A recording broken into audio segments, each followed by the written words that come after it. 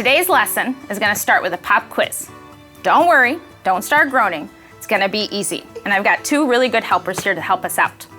Question 1, and don't tell the answer yet. I'm going to let them think. Question 1, why were we created? I don't think it was just to consume coffee or eat pizza. Oliver, tell Mr. Zach, why were we created? To glorify God. To glorify God, yeah. You know that word glorify? It's kind of a big fancy word, isn't it? And we kind of need to understand that. Cole, can you tell Mr. Zach what it means to glorify God? Look at Mr. Zach. To follow the rules. Yeah, to follow his rules.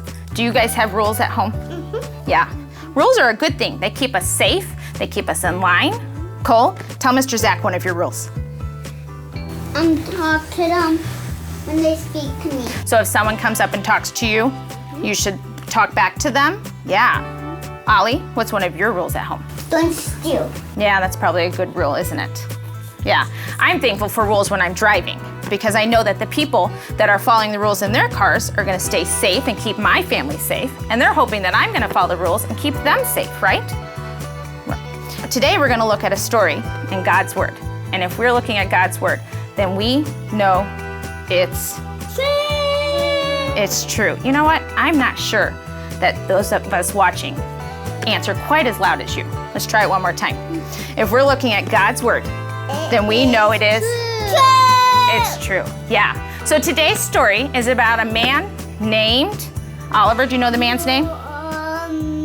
Moses. Moses, yeah. And so far we've seen that Moses has been visited by God in a burning bush. And God told him... That was my favorite one. That was your favorite? It's a good one, isn't it?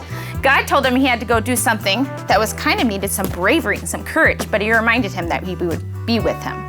We also saw Moses rescue the Israelites from slavery, just the way Jesus rescues us from our sin.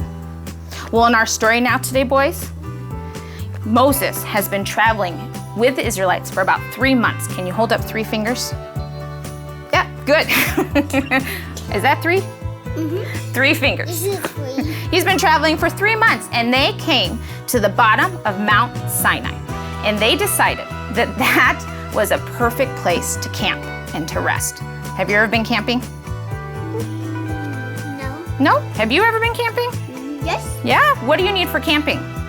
Some crackers, some chocolate, some marshmallow, and a tent and a blanket. And some hot dogs. Are you good? Oh, some food for sure. Yes. Yeah. Do you think the Israelites had s'mores and hot dogs? Maybe. But not a tent. They probably had some tents, some places to sleep. Once they were settled, Moses saw that God was calling him from the top of the mountain. So he climbed up to Mount Sinai. Can you look all the way up with me? Look all the way up. Look all the way up. Oh, he climbed all the way to the top of Mount Sinai. And there, God told Moses about the future for the Israelites and reminded him of all he had already done for them.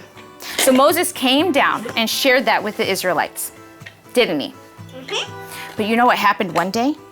Do you know what happened? What? All of a sudden, the mountain was covered in clouds and thunder and lightning. And guess what they heard? What? The big sound of a trumpet. The Israelites got afraid. Can you show me your scared face? Oh, they were afraid. But you know who wasn't afraid? Who? Moses. Who's he? Because he knew that God was up there. So he went back up to the top of Mount Sinai to meet with God. But this time, he was there a really, really, really long time.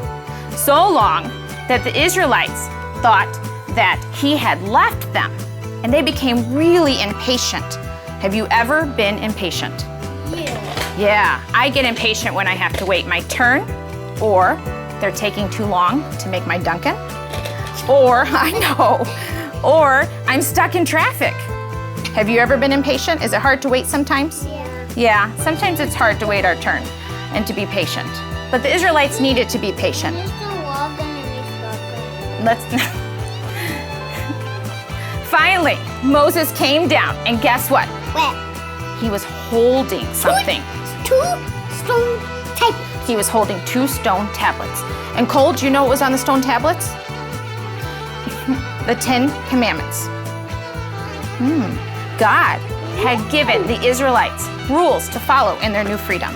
They needed guidelines because they had never been free before. And God gave those to Moses. How many did he give them? Do you know? What did that? 10. Show me 10 fingers.